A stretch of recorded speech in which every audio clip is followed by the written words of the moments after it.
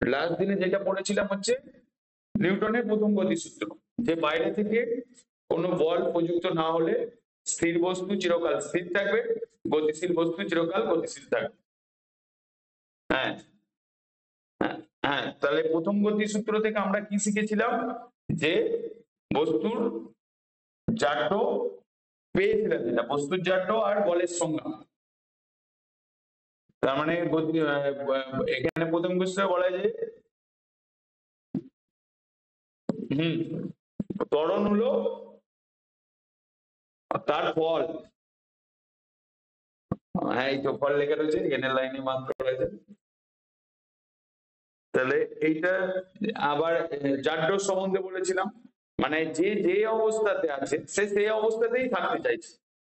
যেমন ধরো তুমি যদি একটা গ্লাস নাও, দেখো তোমাদের বইয়ে এক্সাম্পল আছে, একটা গ্লাস এতে একটা যদি 5 টাকার কয়েন রেখে দাও, মানে গ্লাসের ওপর তুমি একটা কোনো শক্তমত কার্ড যদি নাও, যেটাকে পোস্টার কার্ড বলে তোমাদের বইতে বলেছে, তো ওতে যদি তুমি একটা হচ্ছে কি বলে কয়েন রেখে দাও পোস্টার কার্ডের উপরে, দেখো তোমার বইতে ছবি দিয়ে আছে না, তো ওই কয়েনটা পোস্টার কার্ডটাই তুমি যদি আঙুলে করে এরকম ভাবে মেরে দাও, মানে এরকম ভাবে যদি হিট করো, মানে যেমন ক্যারাম খেলে, পোস্টার কার্ডটাকে তুমি যদি এরকম ভাবে মারো, তাহলে দেখবে যে পোস্টার কার্ডটা বেরিয়ে যাচ্ছে, কয়েনটা নিচে পড়ে যাচ্ছে গ্লাসের নিচে, তো একদম ছবিতে যেরকম ভাবে দেওয়া রয়েছে। তার মানে কি, ওই কয়েনটা কি ছিল, স্থিতিজারদের জন্য ওই জায়গাতেই থাকতে চাইছে। তুমি যেই বল প্রয়োগ করেছো কার্ডটার উপরে, কার্ডটা গতিবেগ পেয়ে গেছে, কিন্তু কয়েনটার গতিবেগ পায়নি, তাই নিচে পড়ে গেল। তারও আরো এক্সাম্পল বলেছে, ধরো গাড়ি, আমি বলেছিলাম গাড়ি যদি হঠাৎ করে চলতে আরম্ভ করে দেয়, তাহলে তো আমরা পেছনের দিকে এলে যাই, তখন সেটা হয়ে যায় স্থিতিজাত। এখানে ধরো গতিজাত স্থিতিজাত সম্বন্ধে বলেছে, এক্সাম্পলও দিয়েছে জাড্যের সম্বন্ধে, আমিও এক্সাম্পল দিয়েছিলাম। তারপর বলের সংজ্ঞা আগের দিনে বলে দিয়েছিলাম, বাইরে থেকে কি আসে, যে প্রভাব স্থির বস্তুর স্থির অবস্থা অথবা গতিশীল বস্তু সমবেগে সরলরেখায় গতির অবস্থাকে পরিবর্তন করে বা করার চেষ্টা করে, সেই প্রভাবকে বল বলে। ভরবেগ আগের দিনে বলেছিলাম, আজকে আমরা বলবো দ্বিতীয় গতিসূত্র। বলছে ধ্রুবক ভরের ক্ষেত্রে, মানে দ্বিতীয় গতিসূত্র হচ্ছে তোমার দুটো ডেফিনিশন আসবে, কিন্তু আমাদেরকে একটাই লিখতে হবে, বইয়েতে যেটা আছে, মানে দুটোই একই কথা। বলছে যে ভর অপরিবর্তিত থাকে, মানে মাসটা যদি অপরিবর্তিত থাকে, বস্তুতে গতি সৃষ্টি করতে প্রযুক্ত বল বস্তুর সৃষ্ট ত্বরণের সমানুপাতিক। তার মানে কি বলছে, আমি এখানে যদি এইটাকে লিখি, বলছে যে মাসটা অপরিবর্তিত যাচ্ছে, কি থাকছে, অপরিবর্তিত, মানে পরের লাইনটা লিখো, হ্যাঁ অপরিবর্তিত, তার মানে এমটা ফিক্স থাকছে, মানে অপরিবর্তিত। অপরিবর্তিত থাকলে বস্তুর ওপর প্রযুক্ত বল, তার মানে এফ, এটা হচ্ছে বল, ত্বরণের সমানুপাতিক হয়। ত্বরণকে কি বলে, এ দিয়ে ডিনোট করে, যেটা হচ্ছে ত্বরণ, সমানুপাতিক সাইন লিখেছি। তার মানে আমি এফ ইকুয়ালস টু, এখানে কি লিখছি, যদি মাসটা অপরিবর্তিত মানে ধ্রুবক, এই প্রপোর্শনালিটি কনস্ট্যান্ট, তার মানে লিখবো এফ ইকুয়ালস টু এম। তাহলে এটা হচ্ছে ধ্রুবক ভরের ক্ষেত্রে। এই নিউটনের গতিসূত্র, দ্বিতীয় গতিসূত্রটা কি কার ক্ষেত্রে আসছে, যখন ভরটা কনস্ট্যান্ট মানে ধ্রুবক, তার ক্ষেত্রে ভর অপরিবর্তিত থাকলে বস্তুতে গতির সৃষ্টি করতে প্রযুক্ত বল বস্তুতে সৃষ্ট ত্বরণের সমানুপাতিক। সেটাই আমি এখানে লিখেছি এ প্রপোর্শনাল টু এ, আর এটা এবার পরিবর্তনশীল ভরের ক্ষেত্রে বস্তুর ভরবেগের পরিবর্তন না বস্তুর ওপর প্রযুক্ত বাহ্যিক অপ্রতিমিত বলের সমানুপাতিক, এবং বল যে দিকে প্রযুক্ত হয় বস্তুর ভরবেগও পরিবর্তন সেই দিকেই ঘটে। দুটোই লিখতে হবে, পরীক্ষাতে পড়লে দুটোই লিখতে হবে। পরিবর্তনশীল ভরের ক্ষেত্রে বস্তুর ভরবেগের পরিবর্তনের হার, বস্তুর ভরবেগের পরিবর্তনের হার মানে কি, মানে ভি মাইনাস ইউ, তাই তো, ভরবেগের পরিবর্তনের হার ভি মাইনাস ইউ, এটা ভরবেগের পরিবর্তন। এবার হার বললেই সেটা কার রেসপেক্টে আসবে, টি সময়ের ক্ষেত্রে আসবে, হার যেই বলা হচ্ছে সময়ের অনুসারে তো তুমি বলবে। তার মানে আমার যদি কোনো বস্তুর ইনিশিয়াল প্রাথমিক বেগ যদি ইউ হয়, ফাইনাল বেগ যদি ভি হয়, তাহলে ভরবেগের পরিবর্তনের হার কত? পরিবর্তন হচ্ছে ভি মাইনাস ইউ। যেই আমি ভরবেগের পরিবর্তন বলছি তখন কি হয়ে যাচ্ছে সেটা? হ্যাঁ, এবার আমরা এখানে বলছি ভরবেগের পরিবর্তন, এইটা হলো বেগের পরিবর্তন। তাহলে ধরো প্রাথমিক ভরবেগ কত ছিল, আমি এটাকে প্রাথমিক ভরবেগ, তাহলে আমরা লিখতে পারি ভর ইন্টু ইউ ওয়ান, প্রাথমিক ভরবেগ, বা এম ওয়ান বস্তুর বেগ। এখানে কি দেখছে, ভরবেগের পরিবর্তন বৈচিত্র্য হলে বাইরে থেকে বলে সমানুপাতিক হবে। তার মানে আমি এখানে অন্তিম ভরবেগ কি হবে, অন্তিম ভরবেগ এম টু ইউ টু, তাহলে পরিবর্তনের হার কি হবে, M one U one minus, না M two U two, M two U two লিখবে, না না এখানে ওয়ান লিখছে, M two U two by, এখানটাতে ছিল ধরো টি ওয়ান, মানে অন্তিম বেগ প্রাথমিক বেগ, এটাতে টি টু, তার মানে টি টু মাইনাস টি ওয়ান, এটা আসছে। তার মানে আমি এখানে ভরবেগের পরিবর্তনকে ডেল পি লিখতে পারি আর এটাকে ডেল টি লিখতে পারি। তো সেটাই হচ্ছে তোমার এফ, বুঝতে পারলে? এবারে যদি এমটা যদি ধ্রুবক থাকে, মাসটা তো কনস্ট্যান্ট, মানে এখানে আমি লিখতে পারি M two equals to M one equals to M, সেই জন্য এম লিখছি। তার মানে আমি এখানে লিখছি e two minus u one, এটা ইউ ওয়ান, এখানে ওইটা u one by del t. তাহলে আমি এই জায়গায় লিখতে পারি F equals to M into del del u by del t, এটা লিখতে পারি। তো এই সমীকরণটাও তোমার আসবে। তাহলে এইটা ইকুয়ালস টু কি, মা এইটাই হচ্ছে এইটা, এটা del u by del t, যেটাই হচ্ছে তোমার এ হয়, তার মানে এম ইন্টু এ, তার মানে এফ ইকুয়ালস টু কি দাঁড়ালো, এম এ, হলো? তো এইভাবে প্রুভ করতে পারো, তোমার বইয়েতে দেওয়া রয়েছে, ঠিক আছে?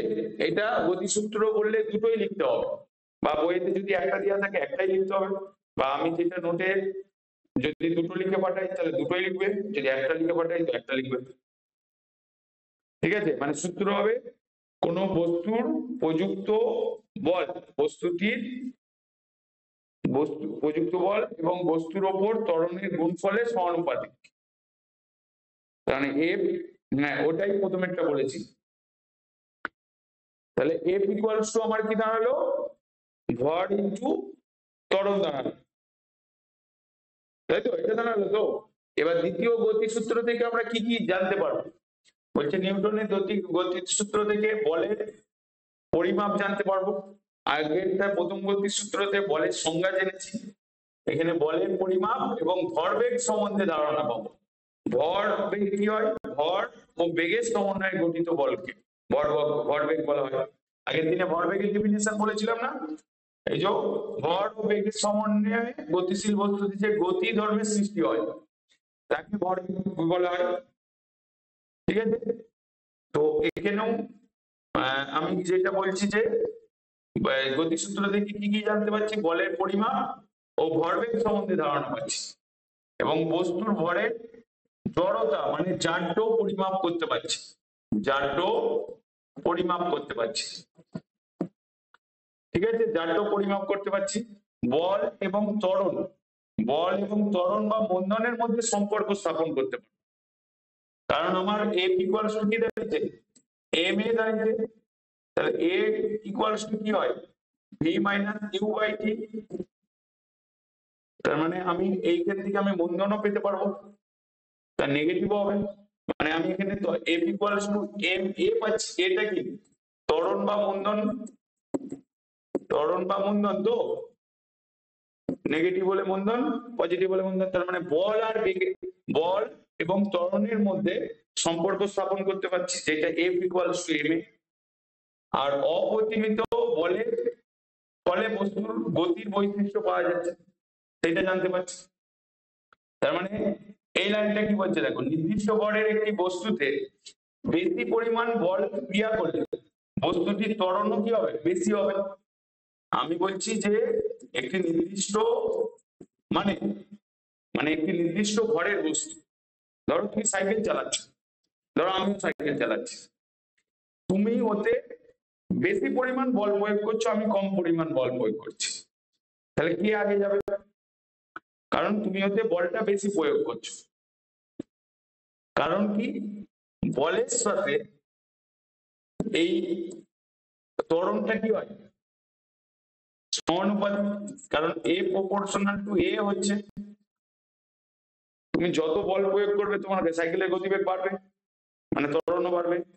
তো সেইখানে বলছে যে নির্দিষ্ট ভরের একটি বস্তুতে বেশি পরিমাণ বল ক্রিয়া করলে বস্তুটির ত্বরণও বেশি হবে, কম হলে ত্বরণও কম হবে, অর্থাৎ বস্তু ত্বরণ প্রযুক্ত বলের সমানুপাতিক, যেটা আগে লিখে দিয়েছি। বোঝা গেল? তারপর বলছে একটি বস্তুতে অপ্রতিমিত বল প্রযুক্ত হলে বস্তুর ত্বরণ বা মন্দন সৃষ্টি হয়। মানে যখন অপ্রতিমিত মানে কি, কখনো তুমি বেশি বল প্রয়োগ করছো, কখনো তুমি কম বল প্রয়োগ করছো, মানে একই লেভেলে বল প্রয়োগ করছো, সেটাকে অপ্রতিমিত বল বলে। যেমন আগের দিনে ডেফিনেশনে বলেছিলাম, এই যে এখানে বলেছিলাম না, এই যে অপ্রতিমিত বল, দুটি অসমান বল একটি বস্তুর উপর বিপরীত দিকে ক্রিয়াশীল হলে বস্তুটির উপর প্রযুক্ত বৃহত্তর বলের অভিমুখে সরে যাবে। মানে ধরো তুমি আর আমি যদি ধরো এরকম কলিশন, ধরো তুমি ছিটকে পড়ে যাবে, তুমি যখন বড় হয়ে যাবে তখন কি হবে, তোমার বল আরো আরো বেশি প্রয়োগ করতে পারবে, তখন আমি ছিটকে যাবো। তার মানে কি বলছে, অপ্রতিমিত বল হচ্ছে দুটো অসমান বল, মানে সমান বল না, একটি বস্তুর উপর বিপরীত দিকে ক্রিয়া করলে ক্রিয়াশীল বস্তুটির ওপর প্রযুক্ত বৃহত্তর বলের অভিমুখে সরে যাবে। যে বেশি বল প্রয়োগ করছে তার যেই দিক থেকে প্রয়োগ করছে সেই দিকে সরে যাবে, অভিমুখে সরে যাবে, সেইটা হচ্ছে অপ্রতিমিত বল। তার মানে আমরা এখানে কোথায় ছিলাম, যে এই জায়গাটা ছিলাম যে একটি বস্তুতে অপ্রতিমিত বল মানে সমান বল না প্রযুক্ত হলে বস্তুর ত্বরণ বা মন্দনের সৃষ্টি হবে। ফলে বলকে কারণ এবং ত্বরণ বা মন্দনকে ফল বলা হয়। তার মানে এই ক্ষেত্রে বলকে কারণ বলা হচ্ছে, ত্বরণ বা মন্দনকে ফল বলা হচ্ছে, যেটা ফার্স্ট রায়তেও বলা হয়েছিল। তো এইটা গেল দ্বিতীয় গতিসূত্র, বোঝা গেল? তো এই দ্বিতীয় গতিসূত্র থেকে আমরা এই জিনিসটা পেলাম। হ্যাঁ, একবার পড়ো পড়ো পড়ো।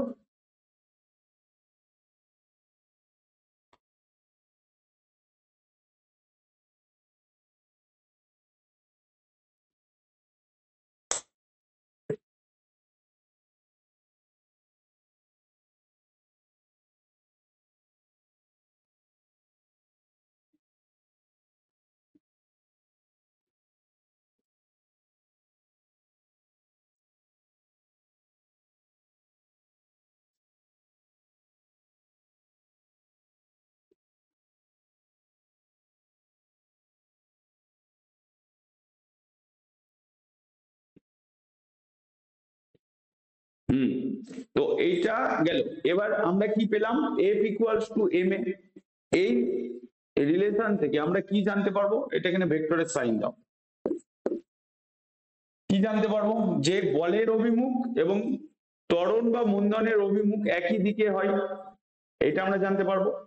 কারণ এই মাত্র দেখলে যে যেই দিকে বল বৃহৎ অপ্রতিমিত বলের ক্ষেত্রে যার বলটা বেশি সেই অভিমুখেই চলে যাবে। তাহলে বলের অভিমুখ এবং ত্বরণ বা মন্দনের অভিমুখ একই দিকে হয়, F ইকুয়ালস টু ma এই সমীকরণ থেকে জানতে পারবো। প্রযুক্ত বল এফ এর অভিমুখ বস্তুর গতির অভিমুখে হলে বস্তুতে ত্বরণ সৃষ্টি হবে। এবার বলছে যে F equals to M A থেকে যেই এটা আছে এটা ত্বরণ না মন্দন কি করে বুঝবে? তো বলছে যদি প্রযুক্ত বলের অভিমুখ এবং বস্তুর গতির অভিমুখ একই হলে, মানে কখন ধরুন বলছে বস্তুর প্রযুক্ত বলের অভিমুখ বস্তুর গতির অভিমুখ, যেই দিকে বল প্রয়োগ করছো বস্তুটা সেই দিকেই যাচ্ছে, তখন কি সৃষ্টি হবে? বস্তুতে ত্বরণ সৃষ্টি হবে। যেমন একটু আগে নৌকা আর স্রোতের অভিমুখ করছিলে, বেগ করছিলে, তার মানে যার ফলে নৌকাটা খুব স্পিডে যাচ্ছিল। তো প্রযুক্ত বল এবং গতির অভিমুখ, ধরো তুমি সাইকেলে করে যাচ্ছ, ধরো যেই দিকে তুমি সাইকেলে করে যাচ্ছ সেই দিক থেকে জোর বাতাস দিচ্ছে, তাহলে কি হয়ে যাচ্ছে? তুমি আর জোরে যেতে পারছো না, কিন্তু যাচ্ছ তুমি। এবার ধরো যেই দিকে ঝড় দিচ্ছে বা হাওয়া দিচ্ছে তুমি সেই অভিমুখেই যাচ্ছ, মানে যেই দিক থেকে ঝড়টা আসছে তোমার ব্যাক সাইডটা তোমার পিছনের দিকে, মানে ঝড় তোমার পিঠে এসে ধাক্কা মারছে, তাহলে কিন্তু তুমি খুব তাড়াতাড়ি যাচ্ছ, তার মানে তখন তোমার বেগ বৃদ্ধি পাচ্ছে। এরকম ঘটেছে তোমার? হ্যাঁ, তো সেটাই বলছে যে প্রযুক্ত বলের অভিমুখ বস্তুর গতির অভিমুখ যদি একই দিকে হয় তাহলে বস্তুতে কি সৃষ্টি হবে? ত্বরণ সৃষ্টি হবে, অর্থাৎ বস্তুর বেগ বৃদ্ধি পাবে। মানে বস্তুর বেগ বা ত্বরণ কখন সৃষ্টি হবে? F equals to M A থেকে তুমি কি বলবে? যখন প্রযুক্ত বলের অভিমুখ এবং গতির অভিমুখ বস্তুর গতির অভিমুখ একই দিকে হবে তখন বস্তুর বেগ বৃদ্ধি পাবে, মানে তখন বস্তুতে ত্বরণ সৃষ্টি হবে। বলছে এফ বল, থার্ড পয়েন্টে দেখ, বল এফ যতক্ষণ ক্রিয়া করবে ততক্ষণ ত্বরণ সৃষ্টি হবে। তার মানে যে তুমি সাইকেল চালাচ্ছ ওই হাওয়াটা মানে ঝড়টা তোমার উপর বল প্রয়োগ করছে, বলছে যতক্ষণ বল ক্রিয়া করবে ততক্ষণ ত্বরণ সৃষ্টি হবে, অর্থাৎ বস্তুর বেগ বাড়তে থাকবে। ঠিক আছে, এবার বলে ক্রিয়া বন্ধ হলে ত্বরণ থাকবে না, অর্থাৎ বেগ আর বাড়বে না, বস্তুতে অন্তিম বেগে নিয়ে সমবেগে গতিশীল থাকবে। যেমন যখন ওই ঝড়টা বা হাওয়াটা কমে যাবে তখন কি হবে? কি তুমি আগে যাই স্পিডে ছিল সেই স্পিডেই থাকবে, মানে তখন তুমি সমবেগে চলতে আরম্ভ করবে, তখন কি বলছে বস্তুর বেগ আর বাড়বে না, অন্তিম বেগে নিয়ে সমবেগে গতিশীল হবে। তার মানে ত্বরণ কখন সৃষ্টি হবে? প্রযুক্ত বলের অভিমুখ বস্তুর গতির অভিমুখ একই দিকে হলে বস্তুর বেগ বৃদ্ধি পাবে, তার মানে বস্তুর মধ্যে ত্বরণ সৃষ্টি হবে। তাহলে F equals to M A সম্পর্ক থেকে এই তথ্যটা জানতে পেলে। তাহলে মন্দন কি হবে? যখন বিপরীতমুখী হবে। এখানে বলের অভিমুখ আর গতির অভিমুখ এক হলে ত্বরণ সৃষ্টি হচ্ছে, তাহলে প্রযুক্ত বলের অভিমুখ এবং গতির অভিমুখ বিপরীত দিকে ক্রিয়া করলে তাহলে মন্দন সৃষ্টি হবে, তাহলে বস্তুর বেগ তখন কমতে থাকে। লাইনটা পড়ো ভালো করে।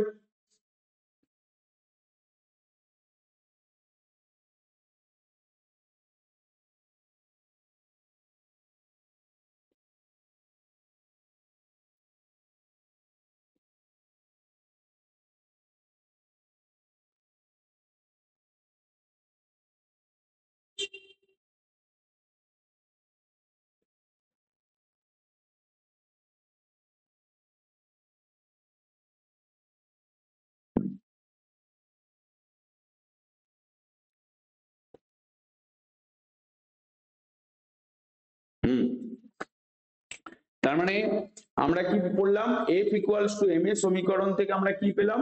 বলের অভিমুখ এবং ত্বরণ বা মন্দনের অভিমুখ একই দিকে হচ্ছে। F equals to M A ওই সমীকরণটা থেকে আমরা কি পাচ্ছি? বলের অভিমুখ এবং বস্তুর ত্বরণের অভিমুখ একই দিকে পাচ্ছি। এবার বলছে F equals to M A থেকে ত্বরণ বা মন্দন কখন হবে? যদি বস্তুর বলের অভিমুখ এবং বস্তুর বেগের অভিমুখ, তাই তো, বস্তুর গতির অভিমুখ, বলছে F equals to M A থেকে কখন তুমি বলবে যে বস্তুর মধ্যে ত্বরণ সৃষ্টি হচ্ছে আর বস্তুর মধ্যে মন্দন সৃষ্টি হচ্ছে? যখন বস্তুর ওপর প্রযুক্ত বলের অভিমুখ এবং বস্তুর গতির অভিমুখ একই দিকে হবে, তখন বস্তুর মধ্যে ত্বরণ সৃষ্টি হবে, অর্থাৎ বস্তুর গতিবেগ বৃদ্ধি পাবে। যখন প্রযুক্ত বলের অভিমুখ এবং বস্তুর গতির অভিমুখ বিপরীত দিকে হবে, তখন বস্তুর মধ্যে মন্দন সৃষ্টি হবে, তখন বস্তুর গতিবেগ কমতে থাকবে, তাই তো? সেটাই লেগেছে।